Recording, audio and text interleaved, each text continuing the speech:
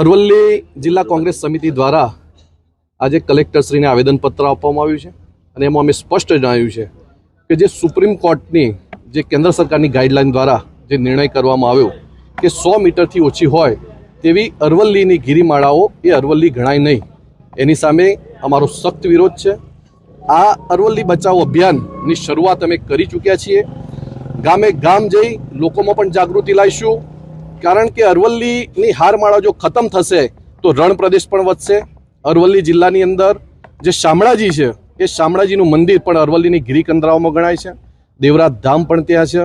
માજુમ, meso અને Vatrak demo એ પણ અરવલ્લીની હારમાળાઓના કારણે એ ડેમો બનેલા છે। આ જો નદીઓ જીવિત હોવાનું એકમાત્ર કારણ હોય તો અરવલ્લીની હારમાળા છે। રણ પ્રદેશ અટકાવવાની પણ વાત છે।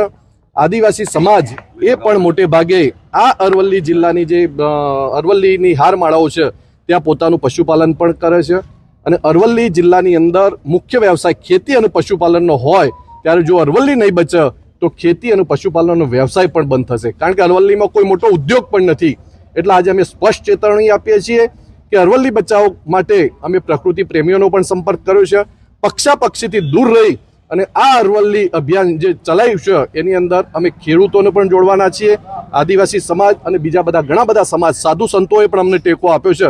ત્યારે અમે બધા સાથે મળી આગામી દિવસોમાં આ અરવલ્લી બચાવની ઝુંબેશ પૂરજોશમાં કરીશું અને નિર્ણય જો સુધી નહીં ખેંચાય ત્યાં સુધી અમે તમામ પ્રયત્નો હાથ ધરી અને આ આંદોલનો ચલાવીશું। અરુણભાઈ, બીજા પણ આવેદનપત્ર આપવામાં આવ્યા, કયા આવેદનપત્ર આપવામાં? બીજા આવેદનપત્રો આ અરવલ્લી જિલ્લો જુદો પડ્યા પછી અરવલ્લીની અંદર 7 કચેરીઓ એવી છે કે જે હજી સુધી પણ ચાલુ થઈ નથી। 1 દશકો વીત્યો છતાં પણ આ કચેરીઓ ચાલુ નહીં થઈ, એ તાત્કાલિક ચાલુ કરવામાં આવે એનું આવેદનપત્ર આપવામાં આવ્યું છે।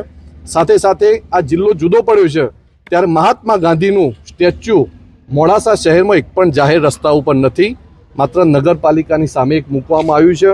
એની રીતે અમે આજે કલેક્ટરશ્રીને પણ કહ્યું છે, ચીફ ઓફિસરને પણ આવેદનપત્ર આપીને અમે જણાવ્યું છે કે ભાઈ તમે મોડાસા શહેરના, કારણ કે જિલ્લાનું મથક છે એટલે તમે મહાત્મા ગાંધીજીનું સ્ટેચ્યુ જાહેર માર્ગ ઉપર મૂકો, અથવા તમે જો અમને જગ્યા ફાળવશો તો અમે અરવલ્લી કોંગ્રેસ પરિવાર તરફથી પણ અમારા સ્ટેચ્યુ ત્યાં મૂકીશું, એનું પણ અમે આવેદનપત્ર આપ્યું છે।